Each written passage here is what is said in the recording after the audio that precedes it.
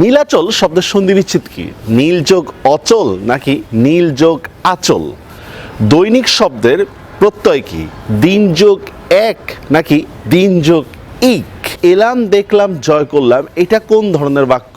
সরল, জটিল নাকি যৌগিক? আমাকে যেতে হবে, আমাকে, এটা কোন কারক? কিংবা বৃষ্টি পড়ে, বৃষ্টি কোন কারক? কি বা কাকে দিয়ে প্রশ্ন করলে কি আসলেই কর্মকারক হয়? আজ থেকে আইজ কোন ধ্বনি পরিবর্তন? আমরা জানি দুটি ধ্বনির মিলনকে হচ্ছে সন্ধি বলে, তাহলে কারাগার শব্দের সন্ধি বিচ্ছেদ কি হবে? কার যোগ আগার নাকি কারা যোগ আগার?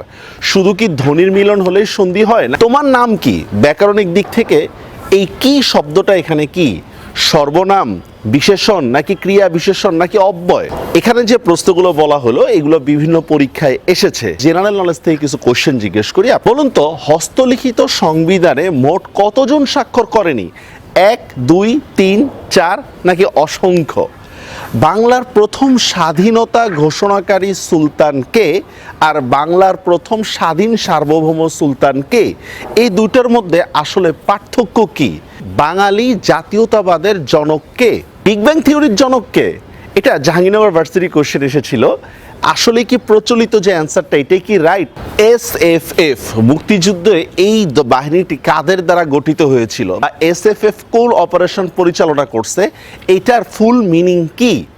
বাংলাদেশ কমনওয়েলথের কততম সদস্য হিসাবে যোগদান করে এবং বর্তমানে কততম সদস্য? দুটো প্রশ্ন কিন্তু এক না। পর্তুগিজদের বাংলা থেকে বিতাড়ন করে কে? অপরিচিতা গল্পে বিশেষ মূল্য আছে কার? বিলাসী গল্প অনুসারে সার্থকতার কাজ নয় কোনটা? ন্যাড়া কোথা থেকে প্রচুর পরিমাণে গৌরব করিবার মতো অভিজ্ঞতা অর্জন করেছেন? এটা ঢাকা বিশ্ববিদ্যালয়ের 2011 সালের প্রশ্ন।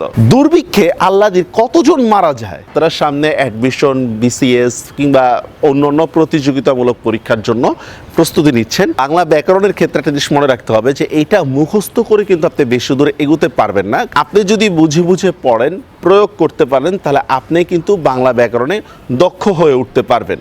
তো এই ক্ষেত্রে আমি বলবো শুধু বইয়ের প্রশ্নগুলো মুখস্থ না করে যদি বুঝে বুঝে পড়ার চেষ্টা করেন। শৈশব থেকে আমাদের বাংলা গ্রামারের প্রতি গুরুত্ব দেওয়া হয় না। একটা চাকরি না পেলে কিংবা একটা ভার্সিটিতে চান্স না পেলে যে পরিমাণ মেন্টাল টর্চার করা হয়, সেটা কিন্তু তখন কোন সাবজেক্ট পড়েন নাই বা কোন সাবজেক্ট পারেন নাই তার উপর দায়ভার দিলে কিন্তু হবে না। বাংলা গ্রামার পড়ার ক্ষেত্রে অবশ্যই ডিটেলস পড়বেন। একবারে গণিত যেভাবে পড়েন, একটা থিওরি জানার পরে তারপর ওইটাকে অ্যাপ্লাই করেন, বাংলা ব্যাকরণের ক্ষেত্রেও সেম। তারপরও কিছু কোশ্চেন পাবেন হচ্ছে ব্যতিক্রম। এই ব্যতিক্রম কোশ্চেনগুলো দরকার জন্যই হচ্ছে মূলত শিক্ষক প্রয়োজন। কারণ আপনি যদি বই দেখে শুধু পড়েন তখন দেখবেন কি এক এক প্রকাশনীর বইতে এক এক রকম অ্যান্সার দেওয়া, কেউ ব্যাখ্যা দেওয়া নাই। এই জন্যই আপনার টিচার প্রয়োজন। আপনি অনলাইন কিংবা অফলাইন যেখানেই পড়েন না কেন, টিচারের সান্নিধ্যে থেকে এই প্রবলেমগুলো সমাধান করার চেষ্টা করবেন। আর জেনারেল নলেজ পড়ার ক্ষেত্রে বলবো এই বিষয়টা যত গভীরভাবে পড়বেন তত ভালো।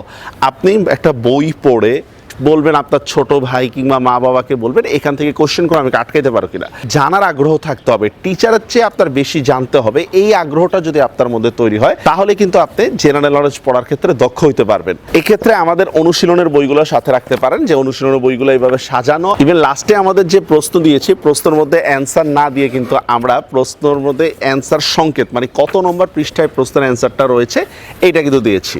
আমাদের টোটাল 3টা বই, বাংলা ব্যাকরণ, আন্তর্জাতিক বিষয়াবলী এবং বাংলাদেশ বিষয়াবলী। তো এই বইগুলো আপনার ক্ষেত্রে হেল্প করতে পারে। আমাদের অনলাইন কোর্সে আপনারা অ্যাড হতে পারেন। অনলাইন কোর্সের বাংলা গ্রামারের উপরে আমাদের হচ্ছে 40টা ক্লাস রয়েছে, ইভেন 10টার উপরে এক্সাম রয়েছে। এক্সামগুলো নেগেটিভ মার্কে হয়, আর এক্সামগুলো এরকম না যে প্রিভিয়াস কোশ্চেন থেকে শুধু দেওয়া হয়, এটা আমাদের করা কোশ্চেন। যত আটকাবেন তত ভালো আপনার জন্য। কারণ এখন যদি ধাক্কা খান পরীক্ষার হলে যেয়ে পাক্কা হয়ে যাবেন। পরীক্ষার হলের সিচুয়েশনটা কিন্তু আমরা এখানে বসে জীবনেও ক্রিয়েট করতে পারবো না। কোচিং পরীক্ষার ভার্সিটি পরীক্ষা দুইটা কিন্তু এক নয়। আমাদের কোর্সে যারা এখন অ্যাডমিট হচ্ছে তাদেরকে প্রিভিয়াস ব্যাচেরও অ্যাড দেওয়া হচ্ছে। তার মানে আপনি চাইলে প্রিভিয়াস ব্যাচ থেকে যদি ক্লাসগুলো করে নিতে পারেন তাহলে কিন্তু আপনার কোর্সটা শেষ। আপনাকে কিন্তু যে বের করে দেওয়া হবে না, আপনার কোর্স শেষ, আপনি এই সময়টা অন্য পড়াও পড়তে পারবেন। অনেকেই আছে আমাদের এখানে যারা হচ্ছে 15-20 দিনে হচ্ছে তাদের প্রিভিয়াস সবগুলো ক্লাস শেষ, এখন অন্য পড়া পড়তেছে।